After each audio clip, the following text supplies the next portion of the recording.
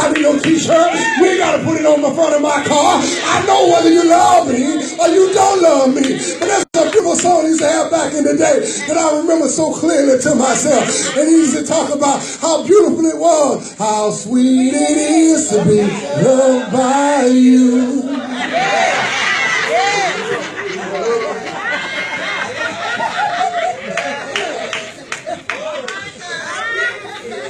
Because as long as I'm loved by the Lord, I deal with everybody else in their own way, in their own place, in their own time. It's okay, baby. It's all right. It's all right. You do what you got to do because I'm going to do what I'm supposed to do.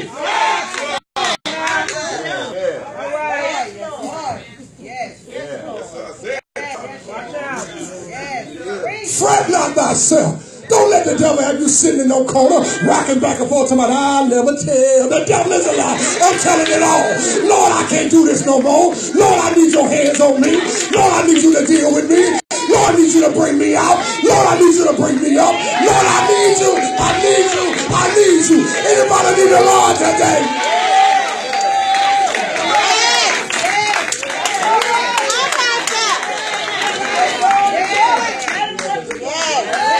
I need him. I need you, God. Every hour. I need thee.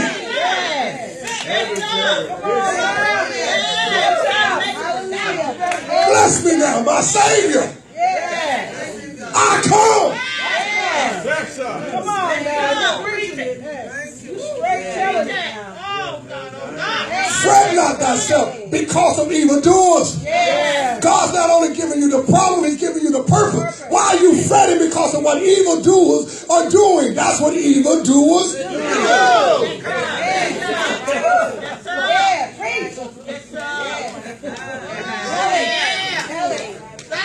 Cooks cook. Bakers bake. So evildoers they do evil.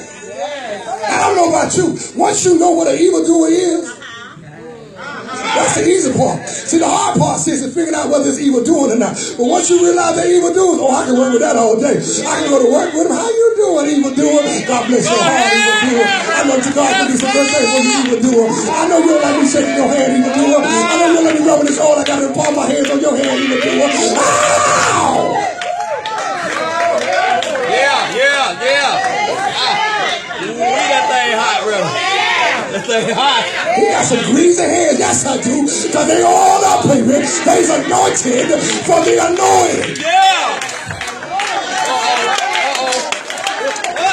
And maybe that's what I got to do. Somebody to get some oil, grease your hands like it looked like original recipe KFC chicken, and start walking around your job, walking around your house, walking around your neighborhood, and greasing some people up. That's why they call it a secret recipe.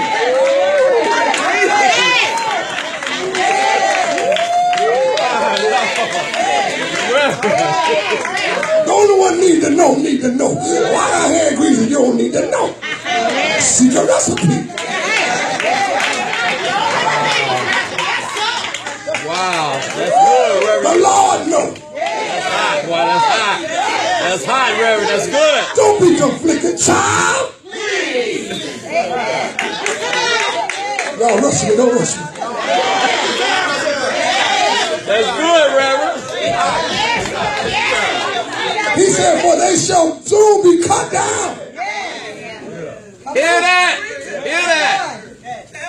My God. Like grass. And wither as the green herb. Cut down and wither. Here's where you have to be careful. Yes. Because you see that part of the scripture. And if you're not careful, you will become what you say you hate. All right. Wither up. All right. The Bible says they'll be soon cut down. Because you wanted to happen, you will become an evildoer. And the desiring of the cutting down of the grass. Can I get this out here? I just got this on the. He said, for they shall soon be cut down, but if I'm not careful, I will become the same evildoer that I got a problem with. Because now I'm asking God to go above what he's going to do. Because I come to encourage you. The reason you cut your grass is not because you don't like your grass. You cutting your grass so you can manicure it to grow up right. I stopped by to tell you, all the people that got a problem with you, God, you cut them down so you can build them up so they can be great blades for you.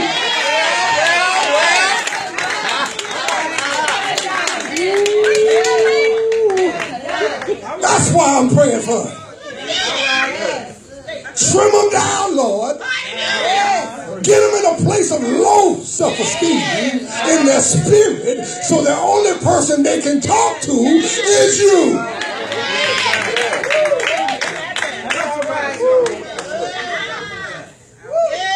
Here's the problem.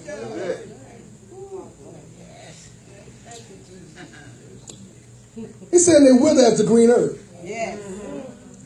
We tend to forget that once that grass is cut, it's no longer connected to the vine.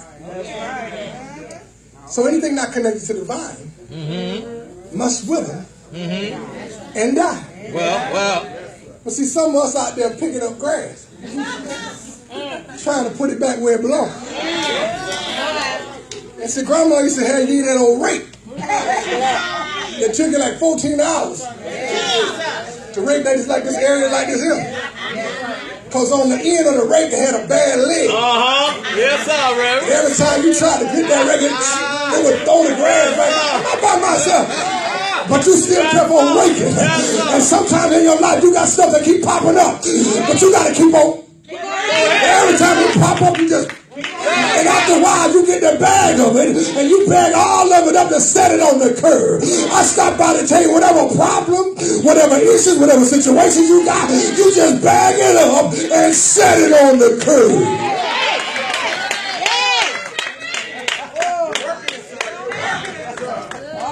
Set it on the curb. Jesus. Ooh-wee.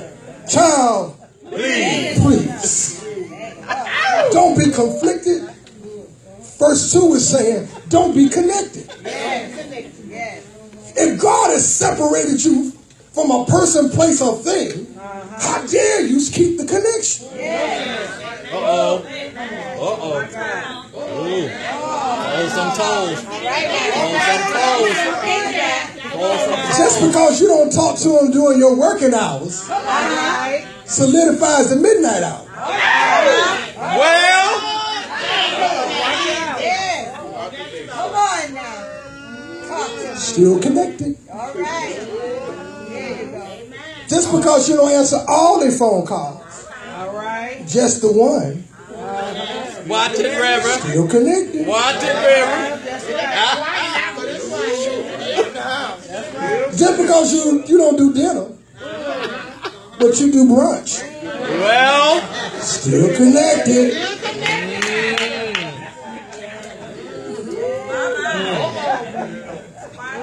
well. Just because you don't let them pay all your bills, just your car note, still connected.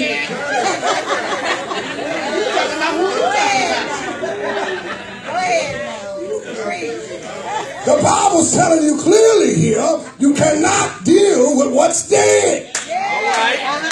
He said, let the dead bury the dead. And if I'm walking in Christ, I'm alive, baby. I'm in tune to what he had me to do. I'm in tune to what he had me to be. And you can't hold me. So why am I hanging out with friends who are living in caskets? Oh my. Well,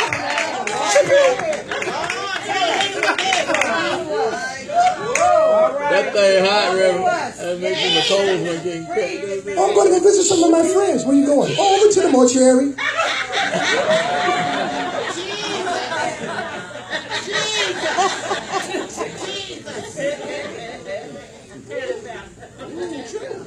Why do I go to the cemetery? To let the dead hear my good talk. Because I'm talking to me first, because they dead. Mama, I come out here to tell you. God's doing some great things. Granddaddy, God's doing some beautiful things with me. I'm speaking it. Oh, grandma, I'm all on top of the tombstone. Oh, Lord, I don't know what I'm going to do. And grandma said, I don't know what you get off me. Because I'm taking my rest. And I ain't come to hear about no stuff. You come tell me, baby, God doing something good with you. How you walked all the way over here, drove down and spent all that gas, come down here to my burial site and tell me you ain't doing good? Girl, you could have called me. I ain't gonna get no help up in here. Because when she was alive, that's what she told you. You drove way over here, drinking my Kool-Aid, eating my bologna sandwich, to tell me things ain't good. Pray about it, baby, because God gonna take care of you. That's good, brother. That's good.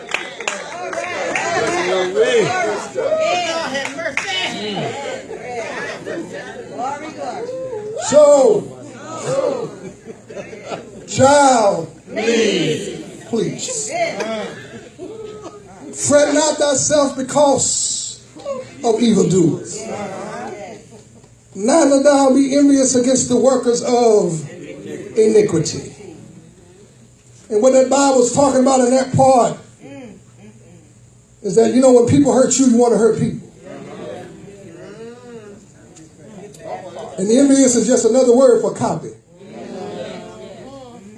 And so you got to ask yourself, if I'm upset with him and then I go hurt somebody else, does it validate my hurt?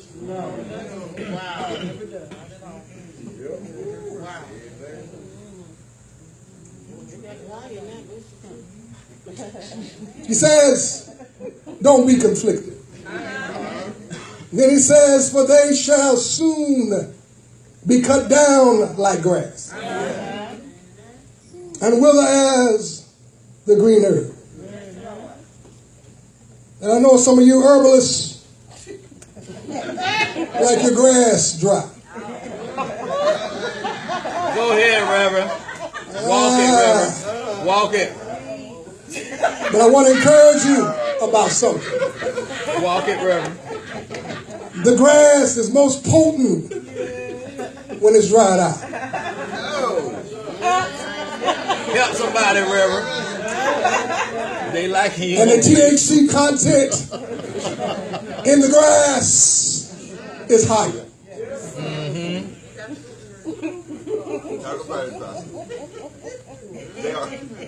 And what you breathing in maintains within your life canal. And though you may be blowing out what you've taken in, Go ahead, Reverend. there's a residual effect that lasts on your breathing valve. You see, when you begin to breathe, your body does an inhale. There's a slight millisecond of a pause. And then there is an exhale. Well, in that millisecond of pause, whatever you have inhaled begins to reside in your core area. So the next time you inhale your anger spirit, for a millisecond, it's sitting within yourself. Well. And though you may blow it out through the words you curse with, it's still sitting on your breathing valve. Come on, Reverend. And so after a while, the more you inhale your issue, pause and hold it and exhale your issue, you begin to pick up this unknown cough. And the cough is dry because what you brought in is dry. And you can't seem to get yourself out of this cough. You took medicines and you still couldn't get out of this cough. You find yourself walking around coughing all the time. And when this damage has been done severely to that millisecond area, you find yourself coughing up what they call blood. And that's to tell you that you have damaged the vital organs within your breathing. And some of us have spiritually been taking in our drama and depression. And we've been holding it in our chest for far too long. Come on, Reverend. And now we find ourselves coughing up some form of blood. And even with the blood, there's even some mucus, if you will. And I come to tell you that God still needs you to come and visit him. Thank God he put some spiritual central cares around. That you can come and sit and get what you need to be healed again. Y'all pushing it. I'm pushing it. Take your time, Reverend. I'm about to leave out of here. Chapter 3. Verse 3 of the 37th Psalm. And so he says, trust in the Lord and do good, so shalt thou dwell in the land. And verily thou shalt be fed. I want to encourage somebody today that if you stay close to the Lord, and if you stay close to the house of God, you will always be fed. So my first point was don't be conflicted. Don't be connected. But now I'm saying don't be contrary. Because sometimes we battle back and forth about whether we should do this or that. But verse 3 tells us solely right off the top of the page. He says, trust in the Lord. Don't trust in your college degree. Don't trust in your background or where you've been and how you grew up. Don't trust in your 40 years of sitting in a church house somewhere. Trust in the Lord. And not only if you trust in the Lord, it ought to cause you to do something. Well, the scripture said, if I trust in the Lord and do good. How do I trust in the Lord and I don't do good? How do I say I love God and I still don't do good? How do I say I follow God, but yet I still don't do good? How is God good enough to talk about, but not good enough to talk to? Come on, Reverend. He says, so shall thou dwell in the land. You see, even if you do good, you still got to deal with people. The enemy says, isolate yourself. Go in your corner. They don't understand you. They don't know what you've been through. The enemy says, hide. And it's not that he's afraid of people getting to you. He's afraid of you getting to people. That's right. Because he's smart enough to know that God has his hands on you. And he's afraid that once you figure it out, you become an unstoppable force that he got no power over. Come on, Reverend. So I stopped to encourage somebody today that you got to start believing that you are well made by God. That you are more than a conqueror. That though it may come against you, it's got no authority over you. That you will stand well, you will stand proud, and you will stand in purpose so God can use you.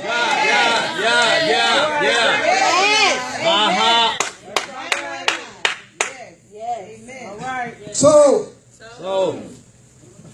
as we bring this to a close, David brings to our remembrance the urban version of child please. And I don't know about you, but I love telling the devil child please. Because sometimes he even affect your old pastor. And he try to bring something that made me feel less of a man. And I have to say quickly, child, please. But the good thing is I try to surround myself. That when I don't quite feel like saying, child, please, I that he'll bring somebody around me who will say it for me. All right. And I will encourage you to find some convicted, connected, and contrary Christians who are saying, I don't let stuff bother me. That I know who I am in God. And I'm not conflicted about what the devil tried to bring to me. So you know, if you call me, I'm going to give you the same thing I give myself. That girl, I hear what you're saying. But I'm sorry, child, please. Bro, I heard what you're saying. But I want to say to you, bro, child, please. Because I heard about the one called Jesus. Heard about the one called Christ. And this great man of God recognized that there were some things going down on earth. And said, you know what, I got to come down as a child. But he wasn't just a regular child. Because at the time, Herod was destroying and killing all of the children. But there was one particular child he was trying to get rid of. And God said, child, please, I'm going to send my son down. And he's going to be born in a special place. He ain't going to be born over there in a nice, beautiful hospital. He's going to be born on the side of the road. Because I heard him say, child, please. But I heard, I'm talking about Jesus, the great man of God. I heard him say, don't be conflicted, and don't be connected, and don't be contrary.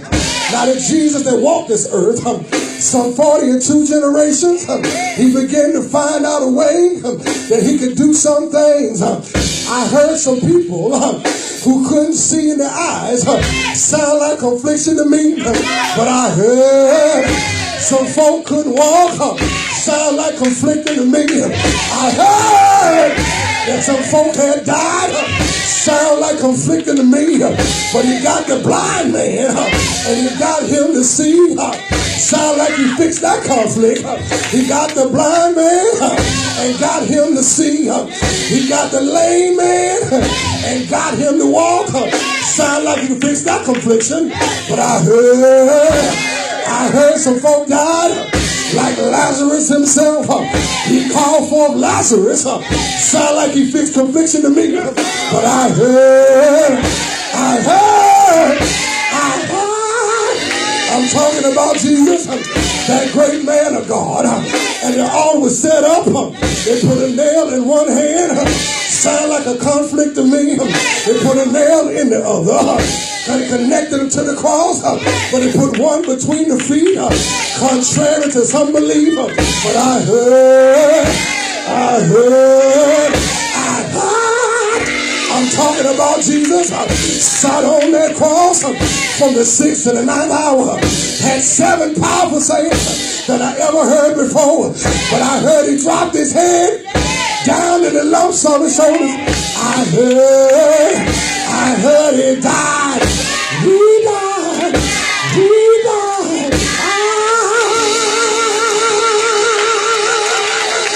I heard he died on Calvary's cross.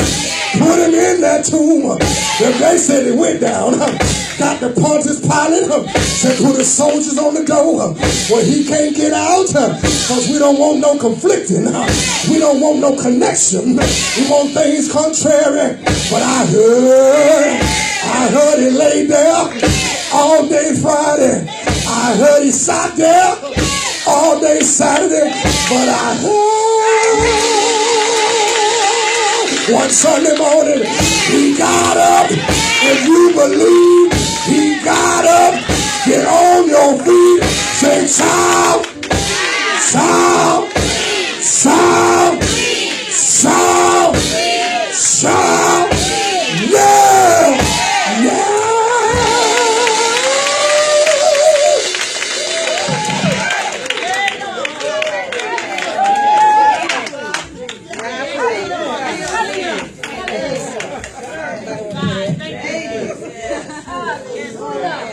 Child, please.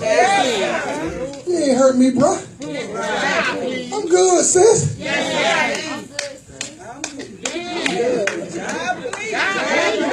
All you did was shut me up for for my victory. Thank you.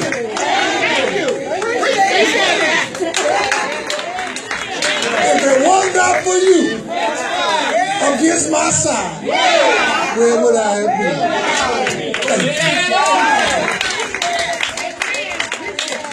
Thank you. Thank you.